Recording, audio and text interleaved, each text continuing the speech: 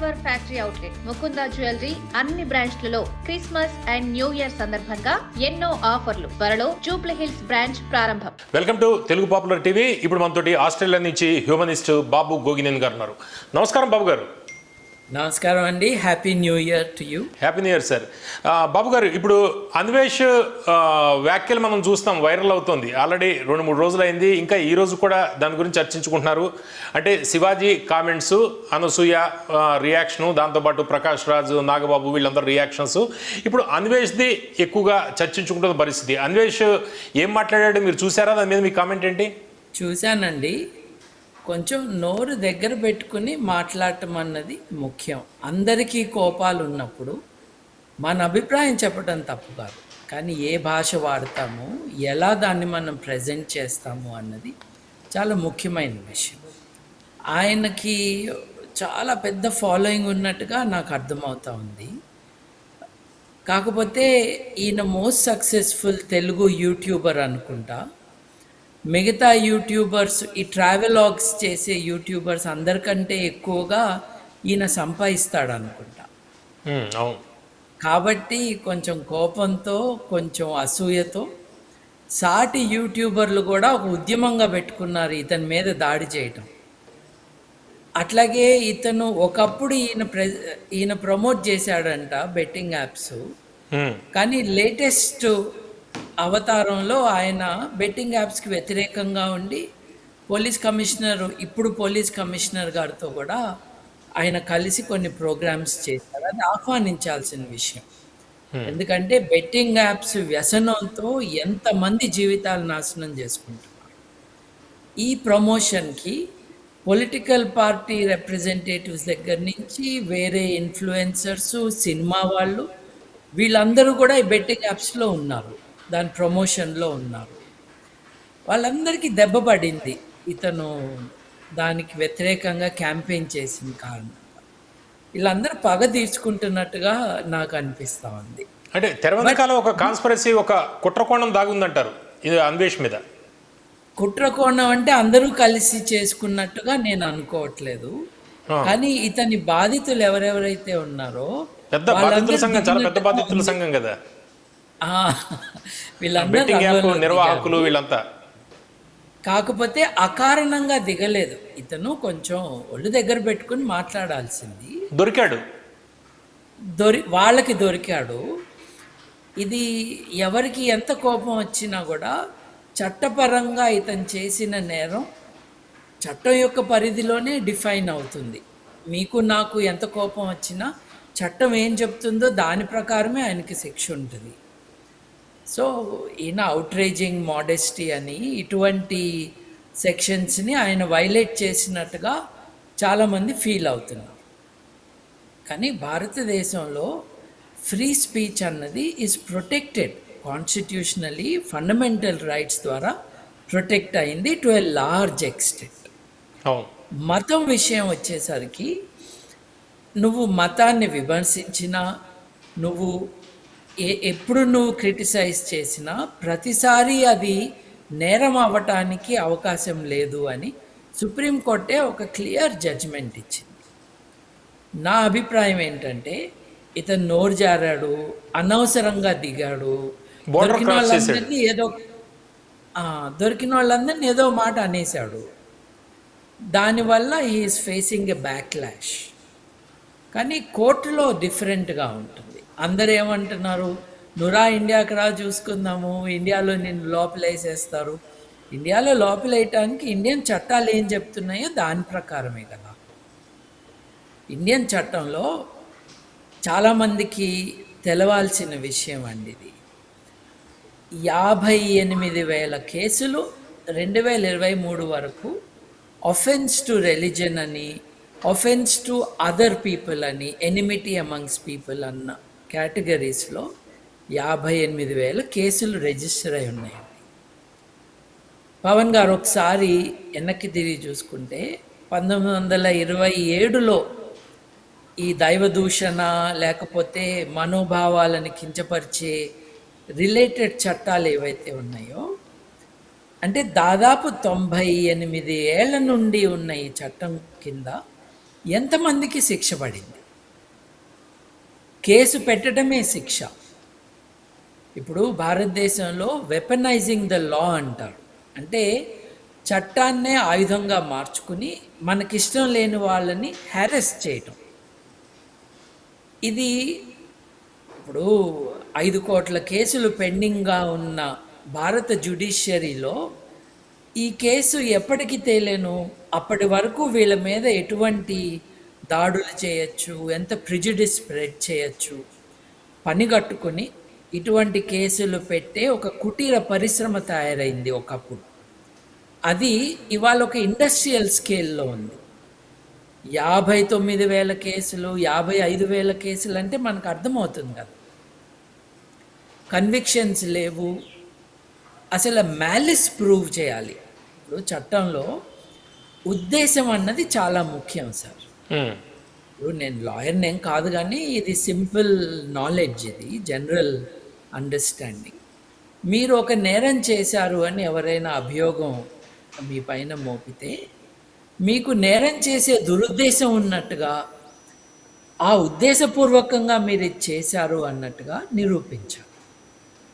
భారతదేశ కోర్టుల్లో ఇప్పటి వరకు మనకు అర్థమవుతుంది ఏంటంటే, చట్టాన్ని చూస్తే కూడా అర్థమవుతుంది, కానీ కోర్టు కూడా ఏం తేల్చిందంటే దీని థ్రెషోల్డ్ చాలా హై. ఇప్పుడు నీకు ఇష్టం లేనప్పుడల్లా నువ్వు కేసు పెడితే అదేదో నా మీద ఒక పెద్ద ప్రాసిక్యూషన్ అయిపోయి దాన్ని మళ్ళీ ఒక 100 ఏళ్ళు జైల్లో పెట్టేటట్టుగా కాదు ఇవి. అంటే బాబు గారు, ఇప్పుడు నేను విదేశాల్లో ఉన్నాను, ఎవరు ఏం చేయలేరు, ఇన్ని కోట్లు నేను సంపాదించాను, ఇష్టం వచ్చినట్టు నేను మాట్లాడతాను అనే ఒక ఉద్దేశం అక్కడ కనిపించట్లేదా? చెప్తున్నాడు కదా, డైరెక్ట్ వీడియోలోనే చెప్తున్నాడు. ఆ వీడియో డిలీట్ కూడా చేశాడు. అతని క్లారిఫికేషన్ చూశానండి. నా ఇష్టం వచ్చినట్టు నేను మాట్లాడతాను అనలేదు. ముందేమన్నాడో దానికి విరుద్ధంగా కొంచెం సాఫ్ట్గా మళ్ళీ క్లారిఫికేషన్ ఇచ్చాడు. అందరికీ నేను అపాలజీ చెప్తున్నాను అన్నాడు. నేను విదేశాల్లో ఉన్నాను, నా బ్యాంక్ అకౌంట్ ఇంత ఉంది అని చెప్పాడు. బ్యాంక్ అకౌంట్ అంత ఉండటం మంచిదే, ఎందుకంటే లాయర్లకి ఫీజులు కట్టుకోవాల్సి ఉంటుంది. చాలా కేసులు పెట్టడము, ఒక రకంగా ఇబ్బంది పెట్టడానికి పెట్టే కేసులు కూడా చాలా ఉంటాయి మన దేశం. So he needs some finances. రెండవది, నేను విదేశంలో ఉన్నాను. ఇప్పుడు థాయిలాండ్ నుండి ఆయన ఒక మాట అంటే భారతదేశంలో నేరం అవుతుందా అన్నది లాయర్లు చెప్పాలి. మన ఈ ఐపీసీని దేన్నైతే బిఎన్ఎస్ అని మార్చారో ఆ న్యాయ సూత్రాల ప్రకారం భారత పాస్పోర్ట్ ఉన్నవారు భారతదేశం బయట కూడా భారతదేశంలో పనిషబుల్ ఆఫెన్స్ చేస్తే వారికి భారతదేశంలోనే ఆ పని చేసినట్టుగా, ఆ తప్పు చేసినట్టుగా వారిని ఆ జ్యూరిస్డిక్షన్లోకి అట్రాక్ట్ చేసుకోగలదు ఇండియన్ సిస్టమ్ అని మన ఈ బిఎన్ఎస్ చెప్తూ ఉంది. It's clarifying. ఆయన నాకు ఇండియన్ పాస్పోర్ట్ ఉందని కూడా చూపించాడు. సో క్లియర్గా భారతదేశ చట్టం ఆయనకి వర్తిస్తుంది, భారతదేశంలో ఉన్న బయట ఉన్న. ఇన్ జనరల్ ఈ ప్రిన్సిపల్ ఆఫ్ లా ఏంటంటే, నువ్వు ఏ దేశంలో నేరం చేస్తే ఆ దేశంలో శిక్షించబడాలి, ఆ దేశంలో కోర్టుకి తీసుకువెళ్ళాలి. ఇప్పుడు భారతదేశంలో ఎవడో ఏదో అన్నాడని చైనాలో ఎవడో కేసు పెడితే కుదరదు కదా. కాకపోతే ఈయనకి భారతీయ పాస్పోర్ట్ ఉంది, మన దేశ చట్టము మన దేశ పౌరులకి వర్తిస్తుంది కాబట్టి ఆయన దేశం బయట చెప్పింది కూడా వర్తించే అవకాశాలు మెండు. కానీ అటువంటి కేసు చేయాలి అని అంటే సెంట్రల్ గవర్నమెంట్ నుంచి పర్మిషన్ కావాలి. మీరు ఆటోమేటిక్గా చిక్కడపల్లిలో మీరు ఎఫ్ఐఆర్ నమోదు చేస్తే అక్కడే ఉంటుందంతే.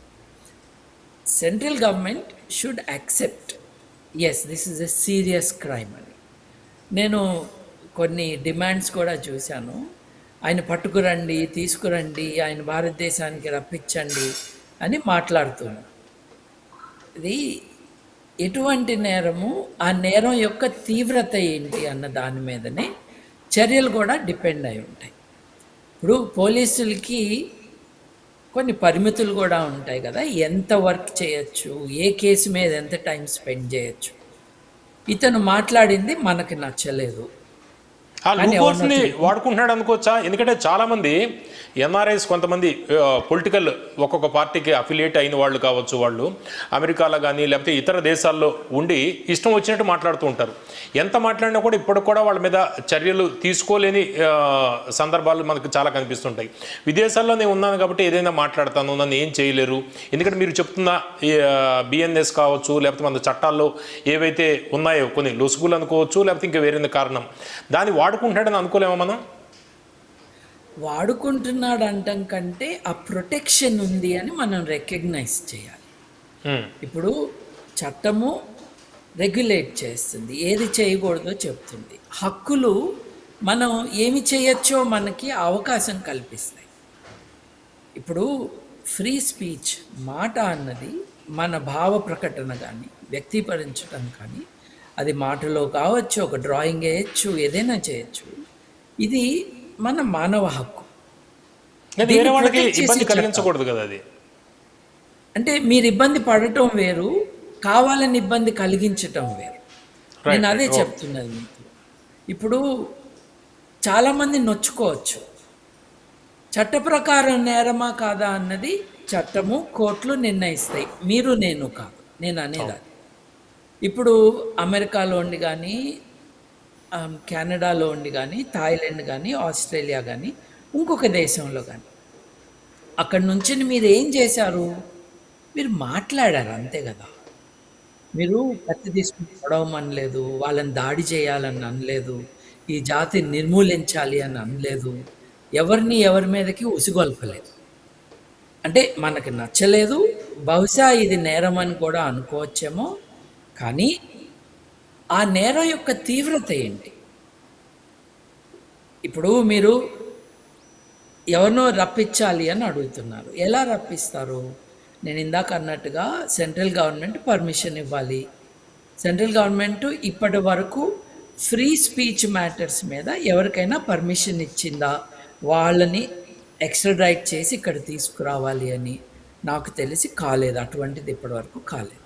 రెండోది, చేద్దాము అని అనుకుంటే ఫ్రీ స్పీచ్ మీద, ఇప్పుడు ఫైనాన్షియల్ ఫ్రాడ్ చేయటం వేరు, ఫ్రీ స్పీచ్ని వాడుకోవటం వేరు. అవును, మాల్యాలు మోడీలు వీళ్ళంతా బయటే ఉన్నారు కదా, నీరవ్ మోడీ. ఇప్పుడు నీరవ్ మోడీ కానీ, చోక్సీ కానీ, లేకపోతే విజయ్ మాల్యా కానీ, వీళ్ళ మీద కేసులు పెట్టారు, పర్స్యూ చేస్తున్నారు, వాళ్ళని రప్పించాలని అడుగుతున్నారు. వాళ్ళ మీద రెడ్ కార్నర్ నోటీసులు ఇష్యూ అయినాయి. రెడ్ కార్నర్ నోటీస్ అంటే ఏంటి? లేకపోతే ఎల్లో కార్నరు, బ్లూ కార్నర్. ఈ నోటీసులు ఏంటంటే తీవ్రత బట్టి, మా దగ్గర కేసు ఉంది, ఈ వ్యక్తి అడ్రస్ చెప్పండి మాకు అన్నది ఒక నోటీస్. ఈ వ్యక్తి మాకు దొరకటం లేదు, పరారీలో ఉన్నాడు, ఈ వ్యక్తిని మాకు అప్పచెప్పండి అంటాము red corner notice. Red corner notice భావ ప్రకటన స్వేచ్ఛ కంటే తక్కువ. ఇప్పటి వరకు మీరు ఇంటర్పోల్ చరిత్రలో, ఫ్రాన్స్లో ఉంటుందండి ఇంటర్పోల్, మన దేశంలో సిబిఐ దాన్ని కౌంటర్ పార్ట్ అనుకుందాము, లేదు మెంబర్ అనుకుందాం. సిబిఐ ద్వారా ఎక్స్టర్నల్ అఫైర్స్ మినిస్ట్రీ వీళ్ళిద్దరూ కలిసి ఇంటర్పోల్కి ఫలానా వాడు, అది జకీర్ నాయక్ కావచ్చు, అన్వేష్ కావచ్చు, నోరు జారి తిక్కగా మాట్లాడాడు, మా దేశాన్ని పంపించండి అంటే ఇంటర్పోల్ యాక్సెప్ట్ చేయదండి. ఇప్పుడు ఇంటర్పోల్కి కొన్ని నియమాలు ఉంటాయి. Free speech is protected, cultural matters are protected. నా మతానికి వ్యతిరేకంగా మాట్లాడాడు అంటే అంతర్జాతీయ చట్టాల్లో అది నేరం కాదు. కెనడాలో ఖలిస్తాన్ ఇష్యూ కూడా అదే కదా, ఖలిస్తాన్ ఏర్పాటువాదులు కదా. ఇప్పుడు అవును, అతను నోరు జారి మాట్లాడాడు, అక్కడ కూర్చుని రెచ్చగొట్టడానికే మాట్లాడా, తర్వాత రిపీటెడ్గా రెచ్చగొడుతూ ఉన్నాడా? అలా చేస్తే అతని ఇంటెంట్ రాంగు, అది మ్యాలిస్తో అతను బిహేవ్ చేస్తున్నాడు అని అనుకోవచ్చు, కోపంగా ఉండొచ్చు. నేను అనుకోవటం ఈ చిల్లర మాటలు ఇట్లాంటి వాళ్ళు మాట్లాడరు.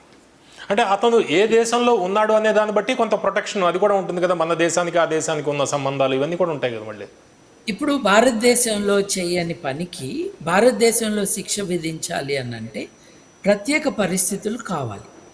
దానివల్ల భారతదేశం అట్రాక్ట్ అయింది, అంటే ఎఫెక్ట్ అయింది. ఏదో సో ద సమగ్రతకు లా ముప్పు, ఈజ్ అట్రాక్టివ్. ఇంటిగ్రిటీకి. ఇప్పుడు అవన్నీ లేవు కదా.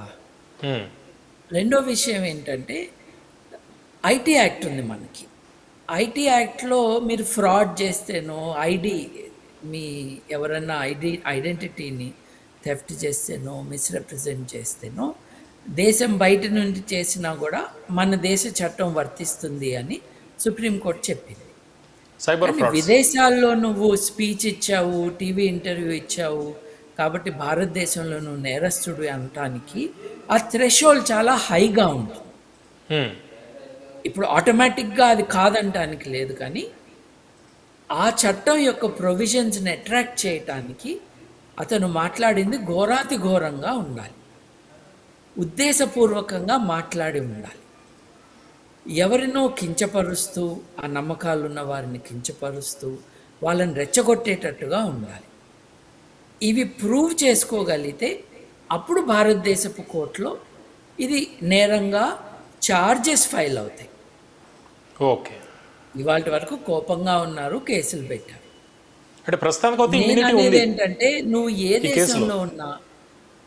దేశంలో ఉన్నా కొంచెం జాగ్రత్తగా మసులుకోవాలి కదా. అందరూ కోపంగా ఉన్నప్పుడు మనం మళ్ళీ ఆ టెంపరేచర్ని పెంచేటట్టుగా చేయటం అన్నది విజ్ఞత కాదు. అది నేరమా కాదా అన్నది వేరే డిస్కషన్. అంటే లీగల్ యాంగిల్ ప్రకారం మనం చూస్తే ఒక రకంగా చూడాలి, మోరల్ లేకపోతే కొంతమందికి ఇబ్బంది కలిగించడం కావచ్చు, భాష విషయంలో కావచ్చు, ఇవన్నీ కూడా కొన్ని అభ్యంతరాలు ఉన్నాయంటారు. ఉన్నాయి. రెండోది, నేను అతనివి కొన్ని చూశానండి, 5-6 కనీసం చూశాను నేను. చైనా నుండి మాట్లాడాడు, చైనా చాలా బాగా చేస్తుంది, చైనా నుంచి నేర్చుకోవాలి అన్నాడు. దాని కిందంతా అంటే మనకి ఈ భౌగోళికంగా మన మీద ఆక్రమణ చేసిన కారణంగా, మన రెండు దేశాల మధ్య యుద్ధాలు జరిగిన కారణంగా, పాకిస్తాన్కి సపోర్ట్ చేస్తున్న కారణంగా, చైనాని ఇతను సపోర్ట్ చేస్తున్నందుకు ఇతన్ని దేశద్రోహి అని దాడి చేయడం మొదలుపెట్టారు. అతను భారతదేశానికి వ్యతిరేకంగా చైనాని యుద్ధంలో సపోర్ట్ చేయడాన్ని మాట్లాడాల. వాళ్ళు ఎటువంటి ప్రగతి సాధించారో అట్లా మనం కూడా చేసుకోవాలి అన్నాడు. దాన్ని నేరస్తుడు అన్నారు. అది మనం కూడా ఆలోచించాలి కదా. ఆటోమేటిక్గా మనతో యుద్ధం చేసిన కారణంగా మనందరికీ అందరి జనాలు శత్రువులు అయిపోరు కదా. అవును. మనం ఇంత ఇంపోర్ట్ చేసుకుంటున్నాం చైనా నుంచి. మనం ఆ షాంఘాయ్ గ్రూప్లో మెంబర్స్గా ఉండాలనే మన కోరిక. అట్లాగే బ్రిక్స్ దేశాల్లో భారతదేశము, రష్యా, చైనా కలిసి ఉన్నాము. మనం కలిసి ఒక కరెన్సీని తీసుకురావాలి, డాలర్కి ప్రత్యామ్నాయంగా ఉండాలి. స్విఫ్ట్ సిస్టమ్ అంటే ఇంటర్నేషనల్ ట్రాన్స్ఫర్స్కి వాడే స్విఫ్ట్ సిస్టమ్కి మనం ప్రత్యామ్నాయం తీసుకురావాలి అని మాట్లాడుకుంటున్నాం. అమెరికా లాగా రోజు మనల్ని రెచ్చగొట్టట్లేదే రష్యా కానీ చైనా కానీ. సో వీళ్ళతో స్నేహం పెంపొందించాలి అన్నది మన దేశపు ఉద్దేశం కూడా. అలాంటప్పుడు అతన్ని దేశద్రోహి అనకూడదు కదా. ఏం మాట్లాడుతున్నాడో వినాలి. కాకపోతే అతను ఈ చిల్లర మాటలు, ఇది లేఖి బిహేవియరు కొంచెము కనిపిస్తుంది. అది నేరమా కాదా అన్నదే నేను ఆలోచించుకోమని అంటున్నాను. We cannot invite bad behaviour, but whether bad behaviour is a crime is decided by the law and later judge by the courts. ఇప్పుడు కొంచెం భయం లేకుండా మాట్లాడుతున్నాడు. భయం లేకుండా మాట్లాడటం మంచిదే. ఎందుకంటే దేశంలో అందరూ భయపడుతున్నారు, ఎవడు కేసు పెడతాడు, ఎవడేం చేస్తాడు. కేసులు పెట్టే వాళ్ళని పక్కన పెడితే సెల్ఫ్ సెన్సర్షిప్ అన్నది చాలా ఎక్కువైపోయింది. నేను మాట్లాడితే నన్ను ఏమన్నా అంటాడేమో. ఒక 25 ఏళ్ల పాటు తెలంగాణ హైకోర్టులో లాంగెస్ట్ కేసు 25 ఏళ్ళండి. సుప్రీంకోర్టులో 35 ఏళ్ళ నుంచి కేసు ఉందండి. దేశంలో 5 కోట్ల కేసులు ఉన్నాయండి, 50 మిలియన్ల కేసు. వీటిల్లో ఇరుక్కుపోతే జీవితకాలం అంతా ఒక పనిష్మెంట్ కదా కోర్టు ఫైనల్గా ఏం చెప్పినా. సో మన న్యాయ వ్యవస్థ సరిగ్గా లేదన్నది ఒక కారణం అయితే, కొంతమంది పనిగట్టుకుని కూర్చున్నారు, మన మీద కేసులు పెడతారు అని భయపడే వాళ్ళు చాలామంది. దీనివల్ల దెబ్బతినేది డెమోక్రాటిక్ డయలాగ్. ఇప్పుడు భిన్నాభిప్రాయాలు వ్యక్తపరుస్తున్న కారణంగానే వాస్తవాలకి దగ్గరగా వెళ్ళే అవకాశం ఉంటుంది. ఇప్పుడు కొంతమంది వీరికే కొమ్ము కాసి మాట్లాడుతున్నారు అన్న అభియోగాలు ఉన్నా కూడా ఓపెన్గా మనం మాట్లాడుకుంటేనే ఫ్రీ డయలాగ్తోనే స్వేచ్ఛగా సమాచారం అందరికీ మనం ఇవ్వగలిగితేనే వింటున్న వాళ్ళు ఆలోచించుకోగలుగుతారు, ఒక నిర్ణయానికి రాగలుగుతారు. ఏదేమైనా కూడా మీరు అతను మాట్లాడిన భాష వీటిని మటుకు తప్పు పడుతున్నారు మీరు. ఆ మాట్లాడింది కొద్దిగా ఒళ్ళు దగ్గర పెట్టుకుని మాట్లాడుంటే బాగుండేది అని. అంతే కదండి. హ్మ్. ఇప్పుడు గరికపాటికి ఏం పని అంటే కరెక్టే అన్నాడు ఆయన. మొన్నటి వరకు గరికపాటి ఎటువంటి భాష వాడాడు ఆడవాళ్ళ గురించి? అవును, ఆడవాళ్ళ శరీరాల బిగుతుల గురించి మాట్లాడా లేడా ఇతను? అవును. ఆ? అది తప్పు కదా. నాకు 50 ఏళ్ళు దాటినాయి, ఆడపిల్లలు చూస్తే నేను ఆగలేకపోతున్నాను అన్నాడు. అతను మాట్లాడినంత ఘోరంగా గరికపాటి మాట్లాడాడు కదా. ఆ? ఇది ఒక రకమైన లేఖితనం చూపించాడు ఆయన తన ఆడవాళ్ళ డ్రెస్సుల డెస్క్రిప్షన్లో. సో అతను చేసిన తప్పు నేను ఓపెన్గానే క్రిటిసైజ్ చేశాను, అది పద్ధతి కాదు అని. అసలు నీ మైండ్లో ఏదో ఉంది అందుకే నువ్వు ఇట్లా మాట్లాడుతున్నావు అని కూడా అన్నా. కానీ అక్కడితో ఆగకుండా, అంటే criticism of Garikapati is legitimate, criticism of Babu Gogineni is legitimate. నువ్వు పర్సనల్గా దాడి చేసి లేకపోతే ఫిజికల్గా హార్మ్ చేయాలని ఇటువంటి మెలిషియస్ థ్రెట్స్ కామెంట్స్ ఉంటాయి చూడండి, దే ఆర్ నాట్ వెల్కమ్. ఇప్పుడు మెచ్యూరిటీతో మాట్లాడచ్చు. అతను ఏమన్నాడు, అనసూయ కానీ ఆవిడ సింగర్ చిన్మయ్య గారు కానీ వీళ్ళిద్దరి పేర్లు తీసుకొస్తున్నారు. వాళ్ళు లేకుండా కూడా ఒక డిబేట్ చేయొచ్చు, ఎందుకంటే these issues are big issues. ఈ ఇష్యూస్ని చర్చ చేసుకోవచ్చు. ఇప్పుడు చాలామంది అబద్ధాలు చెప్తున్నారు. రేప్స్ అన్నవి ఆడవాళ్ళు సరిగ్గా బట్టలు వేసుకోని కారణంగా జరుగుతుంది అని చెప్తున్నారు. 70% రేప్ కేసెస్ కానీ, సెక్షువల్ హ్యారెస్మెంట్ కేసెస్ కానీ, మిస్బిహేవియర్ కేసెస్ కానీ 18 ఏళ్ళు నిండని చిన్న పిల్లల మీద జరుగుతూ ఉన్నాయి. ఫిజికల్గా ఇంకా ఎదగని పిల్లల మీద, ఆడపిల్లల మీద ముఖ్యంగా రిపోర్ట్ అవుతున్నది, మగపిల్లల మీద కూడా జరుగుతాం. సో నువ్వు డ్రెస్ సరిగ్గా వేసుకోని కారణంగా నీ మీద జరుగుతుంది అన్నది అబద్ధం. రెండోది, నువ్వేమంటున్నావు, మగవాళ్ళకి దురుద్దేశాలు వస్తాయి కాబట్టి నువ్వు ఇలా చేయకూడదు అంటున్నావు. ఒకసారన్నా మగవాళ్ళకి సరిగ్గా బిహేవ్ చేయటం నేర్పించావా శివాజీ? నేర్పించలేదు కదా. ఇప్పుడు నువ్వు లేకి వేషాలు వేసావు తెరపైన, నేను 2 బూతులు మాట్లాడాను, 5 తప్పిస్తే మిగతాదంతా కరెక్ట్ అంటున్నావు కదా. అసలు నీ స్థానం అది కాదు, ఎందుకంటే ఈ విషయం నీకు తెలీదు. పైగా ఇన్ని నేరాలు జరుగుతున్నాయి కదా. షాపింగ్ మాల్కి వెళ్తే షాపింగ్ మాల్ ఇనాగరేషన్లో 500 మందిని తీసుకొచ్చి వాళ్ళని కంట్రోల్ చేయకుండా వాళ్ళలో 10 మంది చేసిన కారణంగా నువ్వు అక్కడున్న ఆడవాళ్ళని బూతు మాటలతో నువ్వు సంబోధిస్తూ మాట్లాడు. నిజానికి లైంగిక నేరాలు చేసేవాళ్ళు అపరిచితులు 10% మంది మాత్రమే. మీ ఇంట్లో వ్యక్తులు, మీ చుట్టాలు, మీ తల్లిదండ్రులకి తెలిసిన వాళ్ళ నుండి మీకు ఎక్కువ ప్రమాదం ఉంది.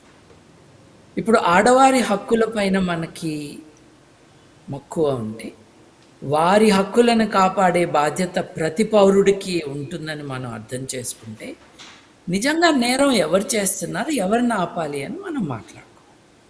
ఓకే. ఇప్పుడు స్టేజ్ మీద ఎక్కి మాట్లాడి, మహిళా కమిషన్కి వెళ్ళి మాట్లాడి, మళ్ళీ బయటకు రాగానే ఓ ప్రెస్ కాన్ఫరెన్స్ పెట్టి ఆడవాళ్ళ మానాన్ని అంతా నేనే కాపాడడానికి వచ్చాననే వాళ్ళు ఒక్కసారి ఆలోచించుకోవాలి. ఆ దుష్టుడు ఉన్నాడు, బీజేపీ లీడరు సెంగార్ అనేవాడు. అతని మీద ఉన్న ఆరోపణలు ఏంటి? బాధితురాలి తండ్రి ఎలా చనిపోయాడు, బాధితురాలి లాయరు ఈ ప్రాణాలతో ఆ, బతికాడు అన్నది చాలా గొప్ప విషయం. యాక్సిడెంట్ అయింది. ఈ అమ్మాయికి సుప్రీంకోర్టు పోలీసు రక్షణ ఇచ్చి పంపించింది. ఈ విక్టిము ఎక్కడైనా బట్టలు సరిగ్గా వేసుకొని కారణంగా జరిగిందా? లేదు, బిల్కిస్ బాను ఉంది. బిల్కిస్ బాను తన ఇంటి పక్కన ఉన్న వాళ్ళే ఆ అమ్మాయి బిడ్డని, 3 ఏళ్ల బిడ్డని ఆవిడ ముందు తల పగలగొట్టి చంపేసి, ఆవిడ తల్లిని ఆవిడ ముందు రేప్ చేసి, ఈవిడ్ని రేప్ చేశారు. వాళ్ళని కొద్ది కాలం తర్వాత గుడ్ బిహేవియర్ కారణంగా వాళ్ళు బ్రాహ్మణులు అని చెప్తూ వాళ్ళకి they were allowed to leave the prison కదా. కారణాలు ఏం చెప్పారు? ఇప్పుడు శిక్ష విధించేది మంచి బిహేవియర్ రావటానికి, కానీ నువ్వు కులం కారణం చెప్పావే. వాళ్ళు బయటకు వచ్చాక వాళ్ళకి స్వీట్లు ఇచ్చారే పార్టీ వాళ్ళు, యోధులులాగా. నిజంగా ఆడవారి పట్ల ప్రేమ ఉంటే, వారి రక్షణ, వారి మానవ దీని మీద నీకు ఎటువంటి గుడ్ ఇంటెన్షన్స్ ఉంటే అటువంటి రేస్ చేయి. Because they are very serious things. ఇప్పుడు బయట సరిగ్గా వేసుకోలేదు, మీరు దొంగ ముండలు అంటే ఎట్లా అండి? అసలు ఏంటి ఎటువంటి మైండ్ సెట్ రివీల్ చేస్తే దాన్ని సపోర్ట్ చేసే ఆడవాళ్ళు ఏంటి? దేశంలో ఆడవారి హక్కులు, ఆడవారి పరిస్థితి చాలా డేంజరస్ సిచ్యువేషన్లో ఉంది. అది మనం గమనించి మన వాళ్ళ కోసం మనం ఏం చేయాలో ఆలోచించుకోవాలి. ఇప్పుడు మీరు ఈ వీడియోస్ కింద కామెంట్స్ చూడండి, ఎంత భయమేస్తుందో. నేను మొన్న కూడా అన్నాను, అవును, ఎంత భయమేస్తుందో మనకి. అరే, నీ ఇంట్లో మీ అమ్మని, మీ అక్కని, నీ భార్యని, నీ ఆడపిల్లని నువ్వు ఇట్లా తిరగమని చెప్తావా? నా ఇంట్లో ఆడవాళ్ళు ఎలా బిహేవ్ చేయాలో నా ఇంట్లో ఆడవాళ్ళే నిర్ణయించుకుంటారు. చిన్నపిల్లలు అయితే నేను సలహా ఇస్తాను, నియంత్రిస్తాను, కానీ వాళ్ళు ఒక మెచ్యూర్ ఏజ్ వచ్చాక వాళ్ళే నిర్ణయించుకుంటారు. నా ఇంట్లో ఆడవాళ్ళ సంగతి వదిలే. నీ ఇంట్లో ఆడవాళ్ళని ఎవరైనా బయటకు రమ్మని చెప్పారా? ఇట్లా కాదు కదా. అలా బిహేవ్ చేసే హక్కు నాకు ఉంటుంది, అది నా ఇష్టము. అది తెర మీదైనా బీచ్ మీదైనా నా కుటుంబ సభ్యులతో అయినా అని కొంతమంది అంటున్నారు. ఇలా అన్నవారు చట్టానికి వ్యతిరేకంగా బిహేవ్ చేశారా? వీళ్ళు నగ్నంగా తిరిగారా? కాదు కదా. ఇప్పుడు బీచ్ మీద బికినీ వేసుకున్నదండి ఒక ఆవిడ. నువ్వు ఇంట్లో కూర్చుని వాళ్ళ మీద దాడి చేయటం ఏంటి? నీ ఇంట్లో వాళ్ళని రమ్మన్నదా ఆవిడ? సో ఇదేదో తమ మీద దాడిలాగా, ఎదుటి వాళ్ళు తమ శత్రువులు అనుకోవటం, వాళ్ళ మీద దాడి చేయటం, ఈ కన్ఫ్యూజన్ ఉంది చూసారా? దీంట్లో ఒక మెచ్యూర్ డిస్కషన్ వస్తే బాగుంటుంది. ఇప్పుడు ఎవరు ఇండీసెంట్గా ఉండమని అనరండి. మనం ఏమంటున్నామంటే ఎదుటివారి బిహేవియర్ని నువ్వు నియంత్రించడానికి ప్రయత్నం చేయదు. దానికి చట్టం ఉంది, దానికి వాళ్ళ కామన్ సెన్స్ ఉంది, దానికి వాళ్ళ చుట్టుపక్కల వాళ్ళు ఉన్నారు. ఇప్పుడు నాకు చెప్పండి, తమిళనాడులో ఒక సినిమా యాక్టర్ రాజకీయ పార్టీ పెట్టి మీటింగ్ పెడితే తొక్కిసలాట్లో ఎంతమంది చచ్చిపోయారు? కుంభమేళాలో ఎంతమంది చచ్చిపోయారు? తొక్కిసలాటల్లోనే. బాలకృష్ణ మీటింగ్కి వచ్చినోడు ఎవడో ఆయన ముట్టుకుంటేనే కదా ఆయన చంపదెబ్బ కొట్టింది. పుష్పలో జరిగింది. క్రౌడ్ కంట్రోల్ అన్నది జెండర్తో సంబంధం లేకుండా there is a problem in our country. ఇప్పుడు ఒక 100 మంది వస్తే వాళ్ళు సేఫ్గా ఎలా రాగలరు, సేఫ్గా ఎలా వెళ్ళగలరు? పుష్కరాలకు వస్తే మునక వేసేటప్పుడు ఏం చేయాలి, ఎంతమందిని రానియాలి, ఏ విఐపి వస్తే ఎలా ఆపాలి? అది చంద్రబాబు నాయుడు కావచ్చు, అది జయలలిత కావచ్చు. జయలలిత టెంపుల్కి వెళ్తే ఏనుగుతో వెళ్ళింది ఆవిడ, ఎంతోమంది చచ్చిపోయారు తొక్కిసలాట. క్రౌడ్ కంట్రోల్ అది జెండర్ ఇష్యూ కాదు, నిజానికి క్రౌడ్ కంట్రోల్ ఇష్యూస్. దాన్ని ఎట్లా హ్యాండిల్ చేయాలన్నది ఒక ప్రైమరీ రెస్పాన్సిబిలిటీ. రెండోది, ఎవరికి వారి పర్సనల్ సేఫ్టీకి ఎలా ఉండాలి ఏంటి అన్నది అడల్ట్స్గా నిర్ణయించుకునే అధికారం ఉంటుంది. ఓకే. వాళ్ళు చేస్తుంటే మీ ఇంట్లో వాళ్ళందరితో చేయిస్తున్నారని మీరు అనుకోవటానికి అసలు అవకాశం ఎక్కడుంది? మళ్ళీ మన జనాలలో ఎవరు ఆడ, ఎవరు మగ? ఆడవాళ్ళు వాళ్ళ శరీరాన్ని ఎంత చూపిస్తున్నారు? మగవాళ్ళు వాళ్ళ శరీరాన్ని ఎంత చూపిస్తున్నారు? వీళ్ళకి క్యారెక్టర్ డెఫినిషన్‌లో శరీరమే వీళ్ళకి ఒక డెఫినిషన్‌గా మారింది. ఈ శరీరం ఎంత కప్పుకుంటావో దాన్ని బట్టి ఆ మనిషి మంచినో కాదో.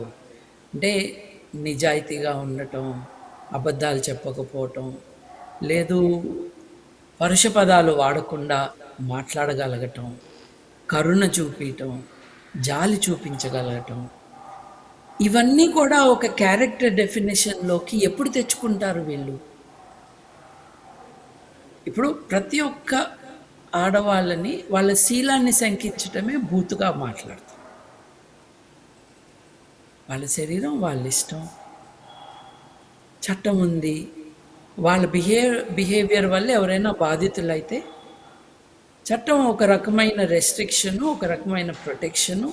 నిజంగా బాధితులుంటే వాళ్ళకి కోర్టు కేసులు ఎన్ని పెండింగ్ కేసులు ఉన్నా కూడా ఒక అవకాశం ఉంటుంది ప్రొటెక్ట్ చేసుకోవడానికి.